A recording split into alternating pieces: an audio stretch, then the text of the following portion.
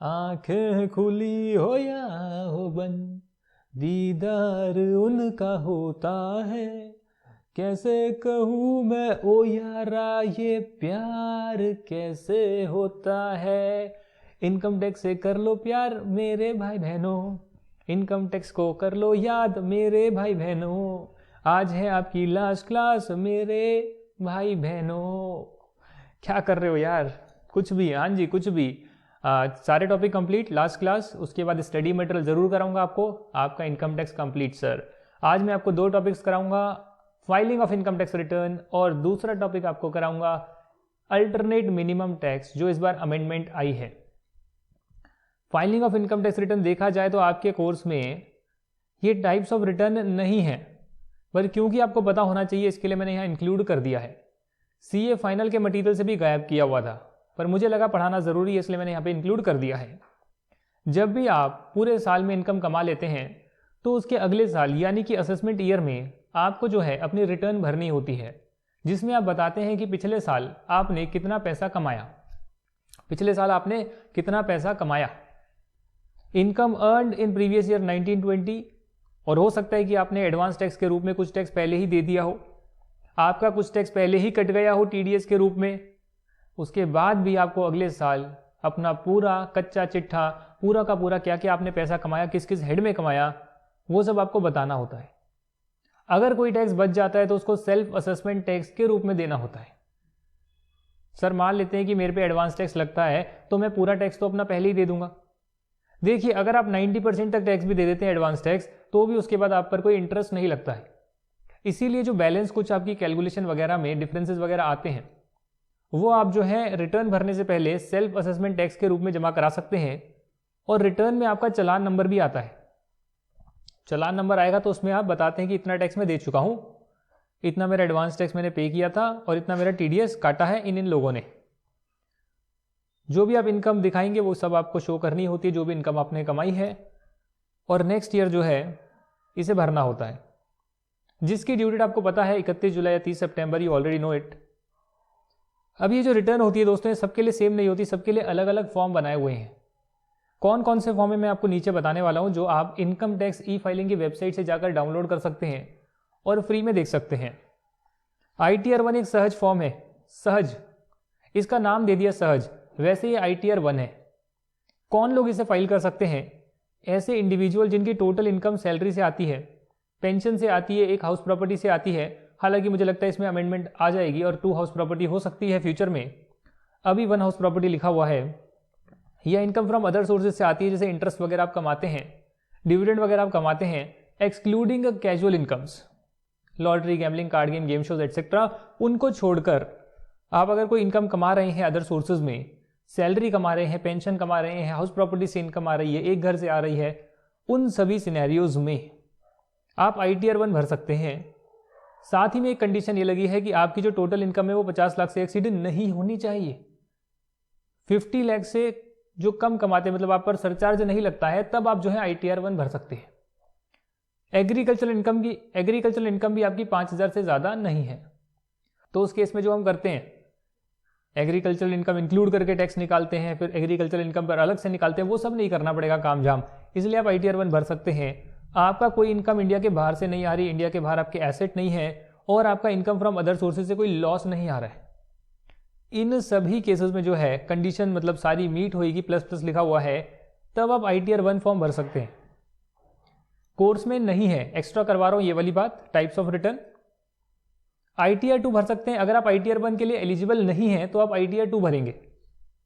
हालांकि ITR 2 तो आप भर सकते हैं, हालांकि ITR 2 आप तभी भर सकते हैं जब आपकी PGBP में कोई इनकम नहीं है। PGBP के लिए एक अलग बना हुआ है, ITR 3 का फॉर्मेट बना हुआ है। जिन्होंने बिजनेस या प्रोफेशन से पैसा कमाया उनके लिए ITR 3 है, उनके लिए ITR 3 है।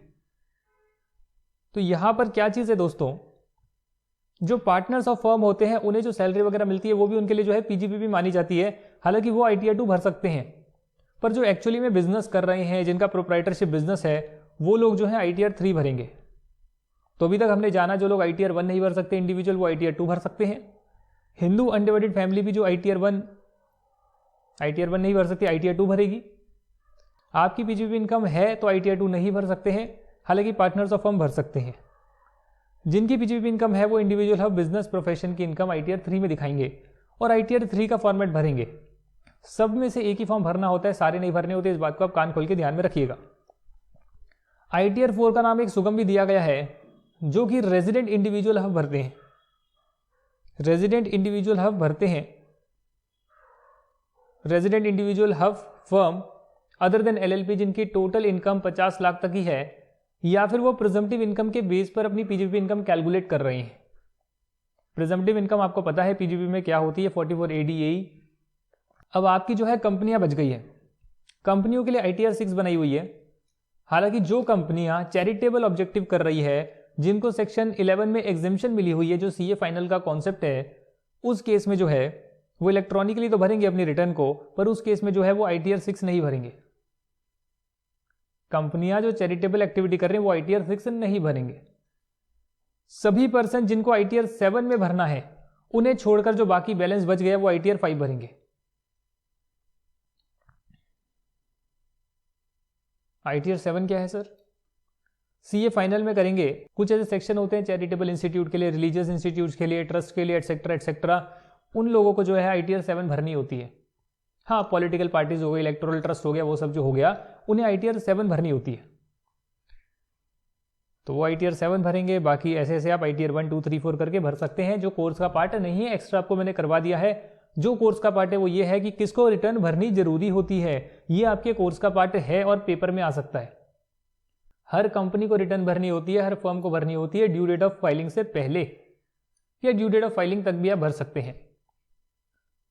बाकी सभी के लिए अगर उनकी total income basic exemption limit से ज्यादा है, यानी कि 2.5 लाख, 3 लाख, 5 लाख, सबके लिए अलग अलग बेसिक एग्जेम्पशन लिमिट होती है, उससे अगर ज्यादा की इनकम है, और ये जो बेसिक एग्जेम्पशन लिमिट आप देख रहे हैं, इसमें आपने डिडक्शंस माइनस नहीं करी है जो आपको 80C से 80U में मिलती है।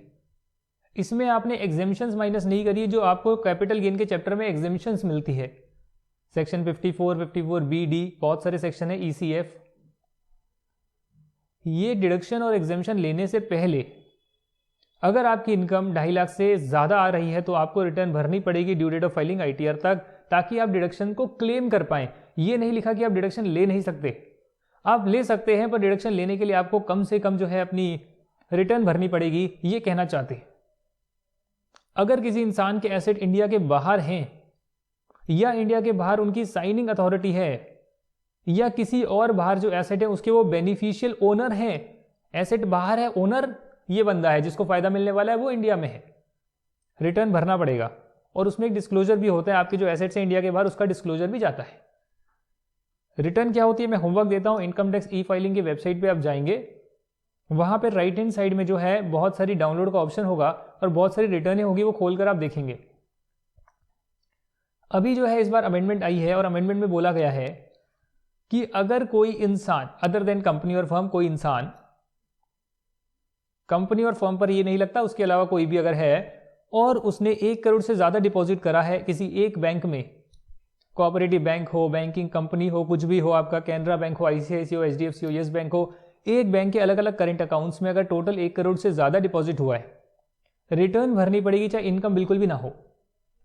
सेकेंडली जो है incurred expenditure of 2 lakhs on foreign travel, जब आप फॉरेन ट्रेवल पे जाते हैं, ज्यादा खर्चा होता है, फॉरेन करेंसी एक्सचेंज वगैरह करते हैं, तब भी आपको पैन देना पड़ता है, वो एक अलग मुद्दा है, वो नीचे पढ़ेंगे। पर अगर आपका साल का 2 लाख से ज्यादा का फॉरेन ट्रेवल का खर्चा हुआ है तो रिटर्न आपको भरनी पड़ेगी। जिसकी इनकम नहीं हो बेचारा तो इंडिया नहीं घूम सकता, फॉरेन ट्रेवल कर आ रहे हो और कह रहे हो मेरी तो इनकम है नहीं, तो नहीं है तो रिटर्न तो भर दो, डिक्लेयर तो कर दो। अगर आपने खर्चा 1 लाख से ऊपर का किया है इलेक्ट्रिसिटी बिल के ऊपर भी, तो भी रिटर्न भरनी पड़ेगी। वाह, दिल्ली में तो 0 बिल आता है, 0 0 0 0। अरविंद केजरीवाल ने 0 किया हुआ है। हाँ, कई बार 50 रुपये, 100 रुपये, 150 रुपये आ सकता है। अगर ज़्यादा खर्च कर रहे हो और बहुत ज़्यादा कर रहे हो तो 200-400 रुपये भी आ सकता है लोगों का। यानी जो बहुत कम बिजली यूज़ कर रहे हो उनका बिल ही नहीं आता है, पानी का भी नहीं आता है, बिजली का भी नहीं आता है। तो ये सब है। 1 लाख से ज़्यादा का बिजली का बिल, फॉरेन ट्रैवल 2 लाख से ऊपर का, 1 करोड़ से ज़्यादा डिपॉजिट करते हैं तो आपको जो है रिटर्न भरनी पड़ेगी। Due date of ITR, due date of filing ITR, company जो है, जो आपकी कंपनी है उनके लिए जो डेट है वो 30 सितंबर ऑफ द असेसमेंट ईयर है। 30 सितंबर ऑफ असेसमेंट ईयर कंपनियों के लिए। बाकी जो कंपनी के अलावा लोग बच गए, अगर उन्हें ऑडिट करवाना है तो उनके लिए 30 सितंबर है। वैसे आप अगर आसान भाषा में समझे तो जिनको ऑडिट करवाना है उनके लिए 30 सितंबर ऑफ द असेसमेंट ईयर होता है। यानी कि अगर आपका ईयर 1920 है तो 1920 ईयर में जो आपने इनकम कमाई उसे प्रीवियस ईयर बोलते हैं। इसका अगला साल आपका असेसमेंट ईयर होता है, जिसका नामकरण किया हुआ है, होता कुछ नहीं है, साल होता है जिसमें आप रिटर्न भरते हैं। तो इस ईयर की 30 सितंबर तक आप इस साल के रिटर्न भर देंगे, ये ड्यू डेट है। अगर आपको ऑडिट करवाना है, कंपनी को तो करना ही होता है, बाकियों के लिए ऑडिट करवाना है तो 30 सितंबर। इनके अलावा जो है उनको 31 जुलाई तक अपनी रिटर्न भर देनी चाहिए। Assessee on which transfer pricing provisions are applicable which we will study in CA final. अभी आपको नहीं पता होगा कि ट्रांसफर प्राइसिंग प्रोविजंस क्या होते हैं, सीए फाइनल में हम करेंगे। तो वहां पर ट्रांसफर प्राइसिंग में क्या होता है कि आप एक अपनी एंटिटी से दूसरी रिलेटेड एंटिटी, एसोसिएट एंटरप्राइज को आप कुछ ट्रांजैक्शन करते हैं, प्रॉफिट इधर का उधर करते हैं, आर्म्स लेंथ प्राइस पे ट्रांजैक्शन नहीं करते हैं, बड़े कॉम्प्लिकेटेड वर्ड्स हैं। उस केस में जो है हम एक ट्रांसफर प्राइसिंग की एक रिपोर्ट जाती है, तो वो रिपोर्ट जो है सेक्शन 92E में जाती है। उस केस में आपको टाइमलाइन थोड़ा सा ज्यादा दिया हुआ है और आप 30 नवंबर तक अपनी रिटर्न भर सकते हैं। ये सीए फाइनल में करेंगे, अभी आपके कोर्स में ये वाला पार्ट नहीं है। इतनी सी लाइन लिखी हुई है, आगे और कुछ नहीं लिखवाया हुआ है। फी ऑन लेट फाइलिंग, यदि आप लेट फाइल करते हैं तो सेक्शन 234F यहां पर आ रहा है, 5,000 रुपए का आपको फी देना पड़ेगा। और तब देना पड़ेगा यदि आप वो 31 जुलाई 30 सितंबर तक या 30 नवंबर तक नहीं कर पाते, जो भी आपकी ड्यू डेट आ रही है, और आप 31 दिसंबर तक कर देते हैं। यदि आप 31 दिसंबर तक भी नहीं कर पाते तो फिर आपका 10,000 रुपए का आपका फीस बनेगी, फाइन बनेगा एक तरह से, और वो आपको फाइन देना पड़ेगा। फी कह लो, फाइन कह लो, एक ही बात है, आपको वो 10,000 रुपए देना पड़ेगा अपनी जेब से। अगर आपकी टोटल इनकम 5 लाख से एक्सीड नहीं करती है तो बोल दिया कि भैया आपको 1,000 रुपए से ज्यादा हम फीस नहीं लगाएंगे, 1,000 से ज्यादा फीस आपको नहीं देनी पड़ेगी। ये कुछ चीजें बनाई हुई है क्योंकि यार बंदे की इनकम नहीं है, उस पर टैक्स बनता नहीं है। आप क्या कह रहे हो, 1,000 रुपए ले लोगे, 5 लाख तक इनकम है तो वैसे तो यार देखा जाए तो टैक्स बनता ही नहीं है, तो फाइल कर दो ना रिटर्न। 5 लाख तक तो रिबेट ले सकते हो आप, जो मिलता है, टैक्स ही नहीं बनता, रिटर्न तो फाइल करो। तो रिटर्न भरनी जरूरी है फिर भी, क्योंकि आप डिडक्शन लेना चाहते हो, बेनिफिट लेना चाहते हो, रिबेट का बेनिफिट लेना चाहते हो, अब रिटर्न तो भर दो। नुकसान क्या है, नील रिटर्न भर दो, जीरो की रिटर्न भर दो, भर तो दो। वरना यहां लिखा हुआ है कि अगर आपकी टोटल इनकम 5 लाख तक है तो आपकी फी जो होगी 1,000 होगी। वैसे एक और भी इसमें कंडीशन यहां लिखा नहीं हुआ है कि अगर आपका टैक्स बनता ही नहीं है तो फिर हम उस केस में कुछ भी नहीं लगाएंगे, उसमें हम कुछ भी इंटरेस्ट वगैरह या फिर कुछ भी फी वगैरह नहीं लगाएंगे, क्योंकि आपका टैक्स ही नहीं बनता था। वो एक अलग सिनेरियो हो जाता है, यहां बुक में तो मुझे मिला नहीं। कुछ और छोटे छोटे कॉन्सेप्ट कर लेते हैं। सेक्शन 139(1)(a) का कॉन्सेप्ट आ रहा है, जो इंप्लॉयर होता है वो अपने सभी इंप्लॉयज का एक फैसिलिटी दे सकता है अपने सभी इंप्लॉयज को कि आप रिटर्न मुझे सबमिट कर दो और मैं जो है डिपार्टमेंट को सबमिट कर दूंगा ड्यू डेट से पहले। तो उसमें क्या होता है कि इंप्लॉयज वगैरह जो होते हैं उनको नहीं पता होता कि भाई हमें कैसे इनकम टैक्स ई फाइलिंग पर जाना है, रिटर्न फाइल करनी है, सब कुछ करना है। तो इंप्लॉयर एक मैकेनिज्म दे सकता है कि भैया आप मुझे दे दो, ऐसे ऐसे कर दो, यहां पर डिटेल डाल दो और उसकी रिटर्न जनरेट कर मैं सबमिट कर दूंगा। एक फैसिलिटी बेनिफिट दिया जाता है, कंपल्शन नहीं होता, बेनिफिट है, करना चाहे कर सकते हैं। Section 139(3) in order to carry forward loss ITR needs to be filed within due date as पर सेक्शन 80। अगर आप अपने लॉस को कैरी फॉरवर्ड करना चाहते हैं तो मैंने आपको सेट ऑफ कैरी फॉरवर्ड के चैप्टर में करवाया था कि लॉस को कैरी फॉरवर्ड करने के लिए आपको रिटर्न टाइम पे फाइल करनी पड़ेगी, ड्यू डेट से पहले करनी पड़ेगी, और ऐसा सेक्शन 80 में लिखा है। हालांकि मैं आपको ऑलरेडी करा चुका हूं कि हाउस प्रॉपर्टी का लॉस या अनएब्जॉर्ब डेप्रिसिएशन जो होता है, यानी आपके प्रॉफिट्स कम है, आप डेप्रिसिएशन को एब्जॉर्ब नहीं कर पा रहे हैं, उसे आप कैरी फॉरवर्ड कर सकते हैं ड्यू डेट के बाद। अगर फाइल करते हैं तो भी कोई दिक्कत नहीं होगी। सर मान लेते हैं कि हम जो है रिटर्न को फाइल नहीं कर पाते हैं टाइम पे, तो रिटर्न अगर ड्यू डेट के बाद फाइल करते हैं तो उसको बोला जाता है बिलेटेड रिटर्न। जो आप भर तो सकते हैं, रिटर्न को आप लेट तो भर सकते हैं, पर आप भर सकते हैं 31 March of the previous, 31 March of the assessment year. इसमें करेक्शन होगी शायद, जहां तक मुझे लग रहा है बिलेटेड रिटर्न जो है फाइल कर सकते हैं असेसमेंट ईयर कंप्लीट होने तक। यानी कि 1920 की जो ईयर है, 1920 का जो ईयर है प्रीवियस ईयर, इसकी जो रिटर्न है आपको वैसे तो भरनी होगी 31 जुलाई को, ऑडिट करवाना है 30 सितंबर को, नहीं भर पाते 31 दिसंबर तक भर दो। लेट जो भर रहे हो उसको बिलेटेड रिटर्न बोलेंगे, फी लगेगी। 31 दिसंबर के बाद भर रहे हो, भर दो 31 मार्च ऑफ दी 2021, 31 मार्च 21 तक भर दो, कोई दिक्कत नहीं है, आप भर सकते हैं। बट आपको एक्स्ट्रा फीस देनी पड़ेगी, आपको इंटरेस्ट देना पड़ेगा, आप लॉसेस को कैरी फॉरवर्ड नहीं कर पाएंगे, ये आपको नुकसान होएगा अगर आप ड्यू डेट के बाद भरते हैं। अगर 31 मार्च भी निकल गई तो फिर क्या भरेंगे, फिर नहीं भर सकते आप। बिलेटेड रिटर्न आप भर सकते हैं 31 March of the assessment year, या फिर आपकी असेसमेंट कंप्लीट हो रही है, विच एवर इज अर्लियर। ये असेसमेंट क्या होती है, असेसमेंट का मतलब होता है चेकिंग, जो असेसिंग ऑफिसर करता है, इनकम टैक्स डिपार्टमेंट का बंदा करता है, जो सबकी नहीं होती, कुछ लोगों की होती है स्क्रूटनी। बेस्ट जजमेंट असेसमेंट, अलग अलग टाइप की असेसमेंट होती है, जो सीए फाइनल का कॉन्सेप्ट है, यहां पर बिल्कुल भी नहीं है।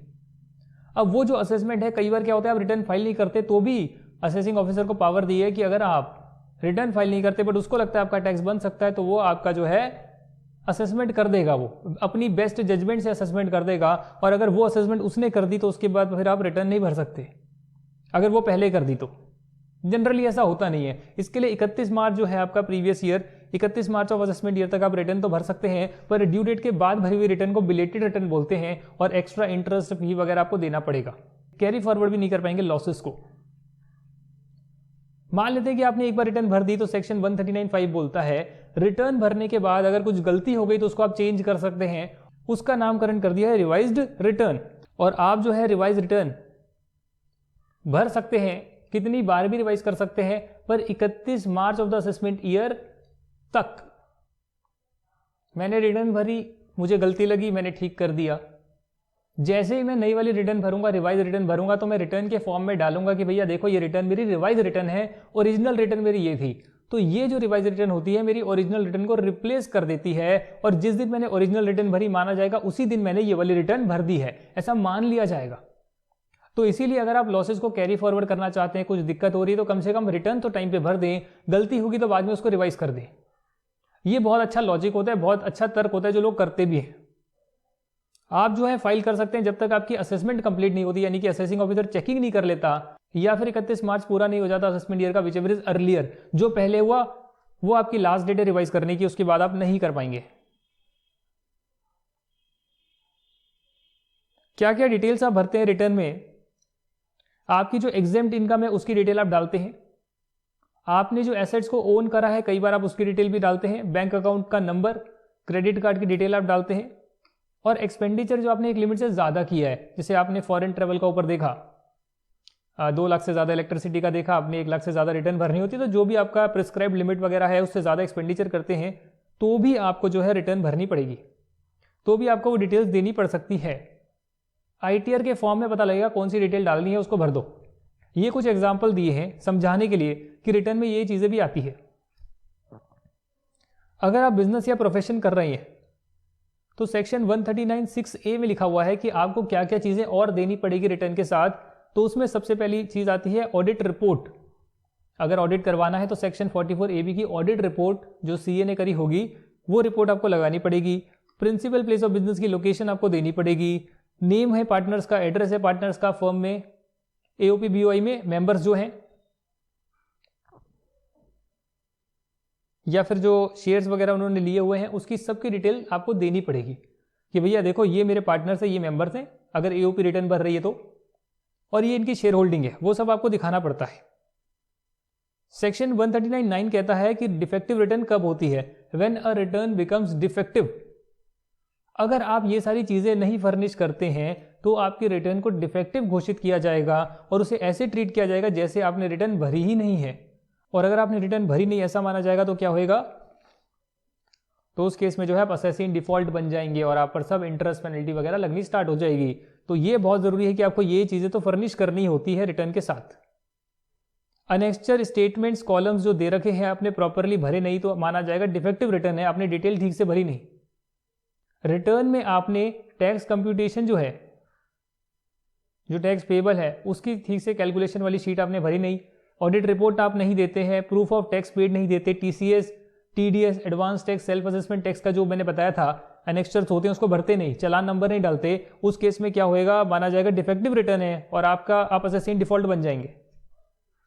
जहां पर आप रेगुलर बुक्स ऑफ अकाउंट्स बनाते हैं तो वहां पर आपको जो है आपकी copy of manufacturing account, trading account, expenditure account, personal account, details of the proprietor और फर्म्स के केस में पार्टनर मेंबर्स की डिटेल जो है वो आपको देनी पड़ती है। अगर वो नहीं देंगे तो माना जाएगा कि आपने डिफेक्टिव रिटर्न भरी है। Audit report with profit loss account, balance sheet, cost audit report जहां पर देनी होती है, जहां पर एप्लीकेबल होती है, वहां पर आपने नहीं दी, आप पर कॉस्ट ऑडिट के प्रोविजन लगते हैं, कॉस्ट ऑडिट करवाना था तो वो रिपोर्ट देनी होगी। आपका कंपनी का स्टैट्यूटरी ऑडिट होना होता है तो उस ऑडिट रिपोर्ट देनी होगी, तो ऑडिट रिपोर्ट देनी होगी, आप नहीं देते, डिफेक्टिव रिटर्न हो जाएगी। चलो मान लेते हैं कि आप पर कंपल्शन नहीं है रेगुलर बुक्स ऑफ अकाउंट्स बनाने की, आपके रेगुलर बुक्स ऑफ अकाउंट्स नहीं बनते हैं, तो भी आपको एक स्टेटमेंट जरूर देनी होगी। अगर आप रिटर्न भरते हैं, रिटर्न के प्रोविजन लग रहे हैं, भरना कंपलसरी है, तो भी आप बिजनेस कर रहे हैं डेफिनेटली उसके बारे में ही एक तरह से ये वाला तो कि turnover, GP margin, net profit, debtor creditor की डिटेल, कैश बैलेंस, ये सब आपको देना पड़ता है। तो मैं प्रॉपर बुक्स ऑफ अकाउंट्स नहीं बनाता, मेरे पास पीएनएल बैलेंस शीट नहीं है, मेरे पास टैली में अकाउंटिंग नहीं होती है, मैं क्या करूं? तो कम से कम मुझे ये तो करना ही पड़ेगा, turnover, GP, net profit, debtor creditor, ये सब तो मुझे देना ही होगा, इनकी डिटेल मुझे देनी होगी। अगर मैं ये सब नहीं देता हूं, इनमें से जो भी एक भी चीज नहीं देता हूं, मतलब कोई भी एक भी प्रोविजन नहीं कंप्लाई किया, तो डिफेक्टिव रिटर्न हो जाएगी। अगर मुझ पे एप्लीकेबल है तो मुझे डिटेल देनी पड़ेगी। सबसे एंड में आप जो है सेल्फ असेसमेंट टैक्स देते हैं, यानी टीडीएस सामने वाली पार्टी ने काट लिया, एडवांस टैक्स आपने दे दिया प्रीवियस ईयर में, उसके बाद कुछ टैक्स बचता है तो उसे सेल्फ असेसमेंट टैक्स बोलते हैं। और सेक्शन 140A में लिखा है कि आपको ये फाइनल टैक्स इंटरेस्ट फी के साथ देना पड़ेगा, और पहले जो एडजस्ट होगा वो advance tax, TDS, TCS, relief under section 89 के साथ एडजस्ट होगा, टैक्स क्रेडिट के साथ एडजस्ट होगा, और बैलेंस अमाउंट आपको देना पड़ेगा। इसका मतलब क्या कि जो भी आपका टैक्स निकला उसमें से आप माइनस करेंगे, इतना मेरा टीडीएस कट गया, टीसीएस कट गया, सब कुछ हो गया, और जो बैलेंस बच जाएगा वो आपको सेल्फ असेसमेंट टैक्स के रूप में देना होगा। बैलेंस और साथ में इंटरेस्ट दोनों देना होगा। मान लेते हैं उदाहरण के तौर पर कि 14,000 रुपीज का आपका आया है सेल्फ असेसमेंट टैक्स इंटरेस्ट के साथ, जिसमें 10,000 का टैक्स है, 3,000 की फीस है, 1,000 का इंटरेस्ट है, तो 14,000 ऐसे बना है। आप देना चाहते हैं बट आपने जो है सिर्फ 12,000 की पेमेंट करी। ये जो 12,000 की पेमेंट है माना जाएगा सबसे पहले आपने फीस के लिए करी है, उसके बाद आपने इंटरेस्ट के लिए करी है, और जो बैलेंस बच गया वो आपने टैक्स के लिए करी है। इस हिसाब से आपने क्योंकि 12,000 ही दिए तो आप देखेंगे 3,000 प्लस 1,000 प्लस 8,000 टोटल बनता है करीब करीब 12,000। तो 14,000 की पेमेंट थी, 12,000 करी है, माना जाएगा जो बैलेंस 2,000 बच गया वो आपने एंड में जो टैक्स का अमाउंट था वो आप पूरा नहीं पे कर पाए। और अगर आप कंसीक्वेंस ऑफ फेलियर पर क्या होगा, आप असेसिन डिफॉल्ट हो जाएंगे और आपको इंटरेस्ट पेनल्टी देना ही पड़ेगा, इंटरेस्ट पेनल्टी वगैरह देना ही पड़ेगा। वेरिफिकेशन ऑफ टैक्स रिटर्न भी बहुत जरूरी है। सेक्शन 140 में लिखा है कि आपकी जो रिटर्न है कौन वेरीफाई कर सकता है, क्योंकि सबमिट करने से पहले आपको वेरीफाई करनी पड़ती है। इंडिविजुअल की रिटर्न इंडिविजुअल खुद जो है वेरीफाई करेगा, हफ के लिए जो है कर्ता वेरीफाई करेगा, कंपनी के लिए मैनेजिंग डायरेक्टर करेगा, कंपनी अगर वाउंड अप हो रही है तो लिक्विडेटर करेगा। यानी जो भी उस पर्टिकुलर चीज के टॉप बंदे हैं वो जो है रिटर्न को जो है वैलिडेट करेंगे, वेरीफाई करेंगे। अगर वो अवेलेबल नहीं है तो कोई दूसरा बंदा भी कर सकता है, वो एक अलग मुद्दा है। पर अगर आसान शब्दों में समझा जाए तो इंडिविजुअल में वो खुद करेगा, हफ में कर्ता करेगा, कंपनी में मैनेजिंग डायरेक्टर करेगा। कंपनी अगर वाइंड अप की कगार पर है, बंद होने की कगार पर है, तो एक लिक्विडेटर अपॉइंट होता है जो कंपनी के एसेट को बेचता वगैरह है, वो कंपनी की रिटर्न भरेगा तो उसको वेरीफाई करेगा। लिमिटेड लायबिलिटी पार्टनरशिप में डेजिग्नेटेड पार्टनर करेगा, लोकल अथॉरिटी में प्रिंसिपल ऑफिसर करेगा, पॉलिटिकल पार्टी में सीईओ ऑफ द पार्टी करेगा, और अगर कोई एसोसिएशन है तो उसका जो मेंबर होगा, प्रिंसिपल ऑफिसर होगा, वो करेगा रिटर्न को वेरीफाई। और वेरीफाई मतलब उसका साइन वगैरह आप कह सकते हो एक तरह से, या डिजिटल सिग्नेचर कह सकते हो, उसका नाम वगैरह लिखा होगा और वो अपलोड हो जाएगा। बस इतना ही है और कुछ नहीं है। रिटर्न भरने के लिए आपको परमानेंट अकाउंट नंबर की जरूरत है। हालांकि अब पैन और आधार को आप इंटरलिंक कर सकते हैं और साथ में यूज कर सकते हैं, वो अभी के प्रोविजन है। फिर भी जो है पैन नंबर तो आपको लेना ही चाहिए, और किसको पैन नंबर लेना मैंडेटरी है वो नीचे लिखा है। अगर आपकी total income basic exemption limit या maximum amount not chargeable to tax से ज्यादा है तो आपको जो है पैन लेना पड़ेगा 31 मई ऑफ द असेसमेंट ईयर तक, क्योंकि 31 मई ऑफ असेसमेंट ईयर तक आप अप्लाई करेंगे तभी तो 31 जुलाई तक आप रिटर्न भर पाएंगे। पैन लेना कंपलसरी है तो रिटर्न भी भरेंगे ही ना। तो अगर आपकी जो लिमिट है बेसिक एग्जेम्पशन लिमिट से ज्यादा की टोटल इनकम है, रिटर्न भरनी है, तो पैन नंबर तो लेना चाहिए आपको। 31 मई से पहले आपको ले लेना चाहिए, अप्लाई कर देना चाहिए। ऑफ द असेसमेंट ईयर, तो पिछले साल की इनकम आपने देखा ज्यादा आ रही है, मई तक अप्लाई कर दो, एक ही बार अप्लाई करना पड़ेगा, मिलने के बाद तो दिक्कत नहीं है। बिजनेस और प्रोफेशन कर रही है, total sales gross receipt 5 lakh से ज्यादा है। अब भले ही लॉस आ रहा हो, आप कहें मेरा तो लॉस आ रहा है, मुझे रिटर्न नहीं भरनी, मुझे लॉस कैरी फॉरवर्ड नहीं करना है, पर अगर आपकी ग्रॉसर से 5 लाख से ज्यादा है फिर भी आप बिजनेस करते हैं, 31 March of the previous year तक ही आप अपनी जो है पैन के लिए अप्लाई कर देंगे। चैरिटेबल ट्रस्ट है, उनको तो अप्लाई करना ही होता है। चैरिटेबल इंस्टीट्यूशंस का इनकम है, लॉस है, अप्लाई करना ही होता है, रिटर्न भरनी होती है। पर्सन जो रेजिडेंट है पर इंडिविजुअल नहीं है और ट्रांजैक्शन करते हैं 2.5 लाख से ऊपर की, एक transaction, single transaction in year कोई भी करते हैं 2.5 लाख से ऊपर की, 2.5 लाख या उससे ऊपर की, तो पैन अप्लाई करना ही पड़ेगा, तो पैन अप्लाई करना ही पड़ेगा। Managing director, director, partner, trustee, कर्ता, सीईओ, प्रिंसिपल ऑफिसर, ये जो ऊपर वेरीफाई करते हैं लोग, अभी आपने पढ़ा, उन सभी को अपना पैन लेना ही पड़ेगा, अपना खुद का पैन। तो इन लोगों को पैन लेना होता है और किस किस दिन तक लेना होता है वो यहां लिखा है। रीसेंट रूल है आधार नंबर आने के बाद कि आप पैन और आधार नंबर को जो है कोड कर सकते हैं।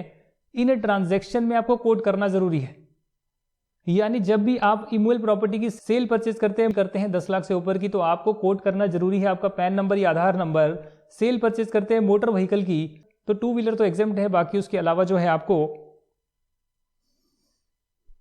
सेल परचेज और मोटर व्हीकल में आपको पैन कोड करना ही पड़ेगा। टाइम डिपॉजिट आप करवाते हैं, पैन नंबर वो मांगते हैं। होटल रेस्टोरेंट के बिल है 50,000 से ऊपर के, आप खर्चा करते हैं, कैश में करें कैसे भी करें, वो पैन नंबर आपसे जरूर मांगेंगे। कैश डिपॉजिट बैंक में कराते हैं, डिमांड ड्राफ्ट वगैरह है, पे ऑर्डर वगैरह है, 50,000 इन अ डे से ज़्यादा करते हैं, आपको जो है पैन नंबर देना पड़ेगा।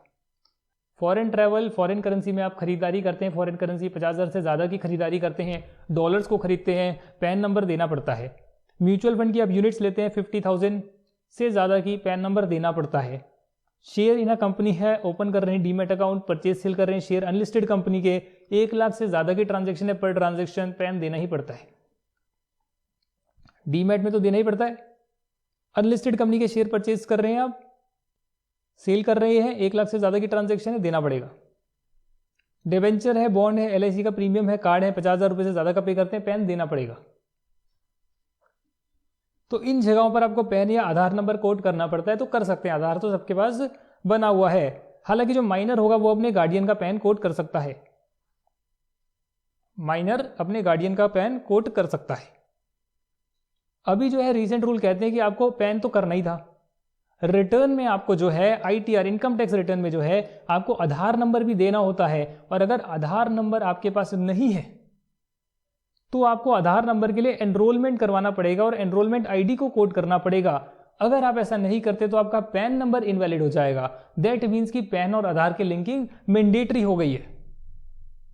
जैसे ही आप रिटर्न में डालते हैं वो लिंक ऑटोमेटिकली हो जाता है, और अगर आपको रिटर्न नहीं भरनी तो आपको लिंक करवाना पड़ेगा, तो ये लिंकिंग मैंडेटरी है। अब आप कहेंगे सर इतनी सारी चीजें आपने करवा दी है, किसी बंदे को तो, आम आदमी को तो समझ में आएगा नहीं। इसी के लिए तो चार्टर्ड अकाउंटेंट्स हैं जिनकी सर्विसेज ले सकते हैं। पर CA जो सर्विस देता है रिटर्न की, वो CA कंसल्टेंसी सर्विसेज देता है, यानी वो आप ही के अकाउंट में जो है रिटर्न भरेगा, आप ही के खाते से रिटर्न भरेगा, वो सिर्फ आपको बताएगा कि क्या क्या करना है। पर यदि आप चाहते हैं कि आपके बिहाफ पर कोई और रिटर्न भर दे, तो उसका कॉन्सेप्ट है income tax return preparer, section 139B। Income tax return preparer जो होते हैं वो है अपने अकाउंट से अपने सिग्नेचर लगाकर आपकी रिटर्न भर सकते हैं। आप जाइए दफ्तर में, इनकम टैक्स ऑफिसर के, इनकम टैक्स ऑफिस के दफ्तर जाइए आप, और वहां पर जो है इनकम टैक्स रिटर्न प्रिपेयर बैठे होंगे जो आपके रिटर्न भरेंगे, ये आपको असिस्ट करेंगे रिटर्न भरने में और अपने साइन लगाएंगे। हालांकि income tax return preparer chartered accountants नहीं हो सकते, लीगल प्रैक्टिशनर नहीं हो सकते, शेड्यूल्ड बैंक के ऑफिसर नहीं हो सकते। शेड्यूल्ड बैंक यानी जिन पर RBI का हाथ है, RBI का आशीर्वाद है, RBI के अंडर आते हैं शेड्यूल्ड बैंक, उनके ऑफिसर जो है वो ये नहीं कर सकते कि अपने नाम के आगे साइन कर आपको आपके रिटर्न भरने का काम करें। ऐसा पर्सन जिसको अकाउंट्स ऑडिट नहीं कराने होते, उसका जो एम्प्लॉई है वो भी इनकम टैक्स रिटर्न प्रिपेयर नहीं हो सकता है, can not be income tax return prepares. Prepares है, थोड़ा सा करना पड़ेगा, प्रिपेयर्स। तो ये था पूरा इनकम टैक्स रिटर्न का कॉन्सेप्ट। कितने नंबर का आता है भाई? सबसे कम नंबर का आता है, 2 से 4 नंबर का ये चैप्टर आ सकता है।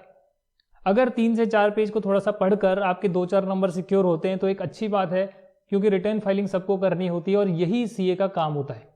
यानी जितने प्रोविजंस आपने पढ़े अल्टीमेटली एंड में जाकर खत्म होते हैं इनकम टैक्स रिटर्न पे। ये पहला स्टेप होता है जब आप रिटर्न डिपार्टमेंट को देते हैं, यहां पहला सीए का काम आता है। उसके बाद जो है बहुत सारी चीजें और आती है, कंसल्टेंसी वगैरह और आती है, वो भी आप दे सकते हैं, पर अगर एक एक प्रोविजन आपको क्रिस्टल क्लियर है तो, अदरवाइज बड़ी दिक्कत होगी। आखिरी कॉन्सेप्ट करा देता हूं जो इस बार की अमेंडमेंट आई है, अल्टरनेट मिनिमम टैक्स। आप कहते हैं कि जो आपने बुक्स ऑफ अकाउंट्स बनाई है उसमें 30 लाख का प्रॉफिट है, पर जब इनकम टैक्स एक्ट के हिसाब से निकालते हैं तो कहते हैं सिर्फ 4 लाख का प्रॉफिट है। अगर आप ऐसे ही करते रहेंगे जैसे रिलायंस कंपनी ने स्टार्ट किया कि यहाँ बहुत प्रॉफिट, इनकम टैक्स में लॉस, ऐसे ही दिखाते रहेंगे तो डिपार्टमेंट को पैसा नहीं मिलेगा। तो डिपार्टमेंट चालाक है, उन्होंने कहा भैया एक प्रोविजन लगाते हैं अल्टरनेट मिनिमम टैक्स, कि आपको कम से कम इतना टैक्स तो देना ही पड़ेगा। तो गवर्नमेंट ने इस प्रोविजन को इंट्रोड्यूस किया और जो कंपनीज होती है उन पर तो लगा है मिनिमम अल्टरनेट टैक्स जो सीए फाइनल में है, और कंपनियों के अलावा जो लोग बच गए हैं, अदर असेसीज जो बच गए हैं, उन पर लगाया अल्टरनेट मिनिमम टैक्स। और ये तब लगेगा जब आपकी एडजस्टेड टोटल इनकम 20 लाख से ज्यादा होगी। तो यानी छोटे मोटे लोग हैं उन पर ये नहीं लगता है, जो बड़े लोग हैं उन पर लगता है।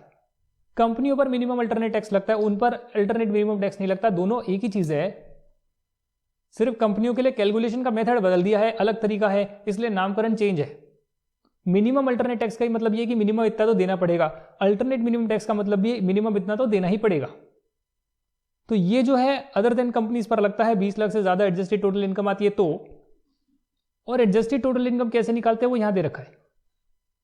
सीए इंटरमीडिएट लेवल के लिए सिर्फ इतनी सी चीज आपको पता होनी चाहिए कि जो टोटल इनकम आपने निकाली, total income total income total income total income total income में आप सेक्शन 10AA जो SEZ को मिलती है डिडक्शन 100%, 50% SEZ को मिलती है, याद होगा, कुछ कुछ याद होगा, एग्जेम्पशन के साथ किया था, SEZ को एग्जेम्पशन मिलती है, एक्सपोर्ट करते हैं, एक्सपोर्ट प्रॉफिट करते हैं, उतना जो है पोर्शन जो है एक्सपोर्ट प्रॉफिट का जो है वो ले सकते हैं डिडक्शन के रूप में 10AA में। उसे पहले आप ऐड कर देंगे, अगर डिडक्शन ली है तो ऐड करेंगे, अगर डिडक्शन ली नहीं तो दिक्कत नहीं है।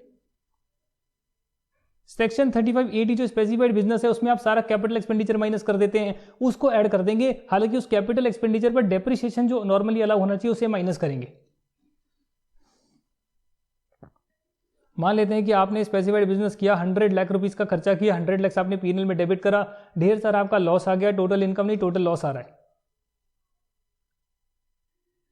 अब आप एडजस्ट करके देख रहे हैं कि यदि मैं इस 100 लाख रुपए को ऐड कर दूं और जो इस 100 लाख पे नॉर्मल डेप्रिसिएशन बनना चाहिए 10% का 15% का वो माइनस कर दूं, तो फिर मेरी टोटल इनकम कितनी होती है।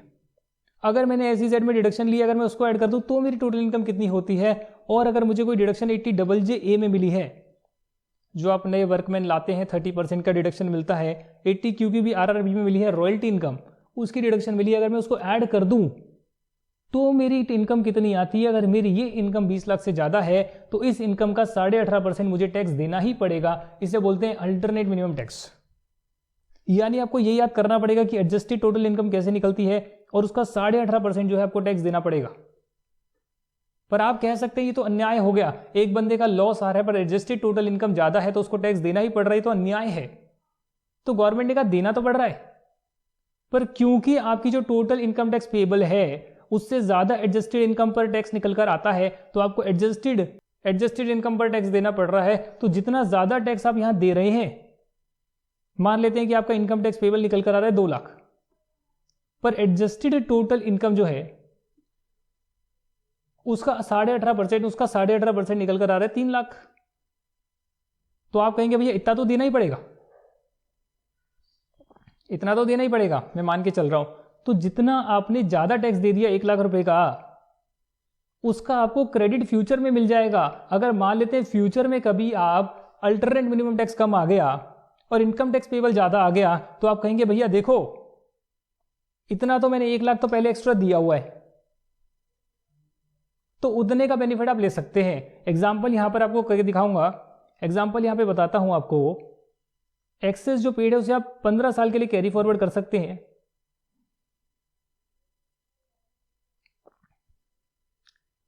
लाइट चली गई है बट कोई बात नहीं। एक्सेस जो है उसे आप 15 साल के लिए कैरी फॉरवर्ड कर सकते हैं और यूज कर सकते हैं to adjust income tax payable in future, अगर इनकम टैक्स पेबल AMT से ज्यादा आता है। उदाहरण के तौर पर मैं आपको बताना चाहता हूं कैसे होगा ये। मान लेते हैं आपका प्रीवियस ईयर है 1920। अब 1920 में आप एडजस्टेड टोटल इनकम निकालते हैं, जो भी आती है उसका 18.5% निकालते हैं, वो आया 3 लाख। आपने इनकम टैक्स नॉर्मली कैलकुलेट करा जैसे आप करते हैं अपने मेथड से, वो आया 2 लाख। तो आप कहेंगे भैया इतना तो मुझे देना ही पड़ेगा अगर मेरे पे AMT के प्रोविजन लगते हैं तो क्योंकि मैंने 1 लाख रुपए दे दिया, इसको मैं बोलूंगा मैं इसका क्रेडिट फ्यूचर में ले सकता हूं। और मान लेते हैं कि फ्यूचर में नेक्स्ट ईयर में आपका 2021 ईयर में या इसके अगले साल या उसके अगले साल 15 सालों में कभी भी आपका जो है नेक्स्ट ईयर आता है अल्टरनेट मिनिमम टैक्स कि भैया इतना तो देना ही पड़ेगा, वो आता है 50,000, वो आता है 50,000। और जो नॉर्मल इनकम टैक्स पेबल आप निकालते हैं वो आता है 75,000। तो अब इनकम टैक्स पेबल ही ज्यादा आ रहा है तो उस केस में तो आपको वही देना पड़ेगा। पर आप कहेंगे अच्छा जब AMT ज्यादा आ रहा था तब तो मुझसे वो ले लिया और जब इनकम टैक्स पेबल ज्यादा आ रहा है अब मुझसे वो ले रहे हो आप, ये तो बड़ा अन्याय है। तो गवर्नमेंट कहती कोई बात नहीं भैया, देखो AMT से जो ज्यादा इनकम टैक्स पेबल अगले साल निकला है 25,000 का, जो आपसे ज्यादा पैसे हम इस साल ले रहे हैं उसमें से माइनस कर लो जो 1 लाख आप ऑलरेडी दे चुके हो, यानी कि 25,000 रुपए की एडजस्टमेंट उस 1 लाख से कर लो। अब जो क्रेडिट है वो 75,000 का आपके पास और बचा है फ्यूचर में एडजस्ट करने के लिए, यानी अल्टरनेट मिनिमम टैक्स तो देना ही देना है। अगर फ्यूचर में उससे ज्यादा का टैक्स बनता है तो जितना ज्यादा पोर्शन बन रहा है उसे आप पहले एडजस्ट कर सकते हैं, जितना पुराने सालों का क्रेडिट आपके पास AMT का बचा हुआ है। इसका कोई क्वेश्चन स्टडी मटेरियल में मुझे मिला नहीं, सिर्फ इंट्रोड्यूस किया है इसलिए मैंने यहां समझाया आपको। लाइट चली गई इसलिए मेरा वीडियो नहीं आ रहा है। आपका पूरा कोर्स कंप्लीट हो चुका है। नेक्स्ट 2 क्लासेस में मैं आपको स्टडी मटेरियल के जो बचे हुए क्वेश्चंस हैं वो सारे करा दूंगा और इनकम टैक्स जो है हम कंप्लीट कर लेंगे पूरी तरह से। इनकम टैक्स पूरी तरह से कंप्लीट हो जाएगा। बीच में थोड़ा सा आकर लाइट चली गई, कुछ बारिश हो रही दिल्ली में और थोड़ा सा देखो ऐसा ही है सिनेरियो, थोड़ा सा यहाँ पे अचानक लाइट चली गई है, बारिश हो रही है, कुछ यहाँ पे ब्रेक डाउन हुआ है कुछ। तो ठीक है फिर, thank you so much, bye bye, see you in the next video then.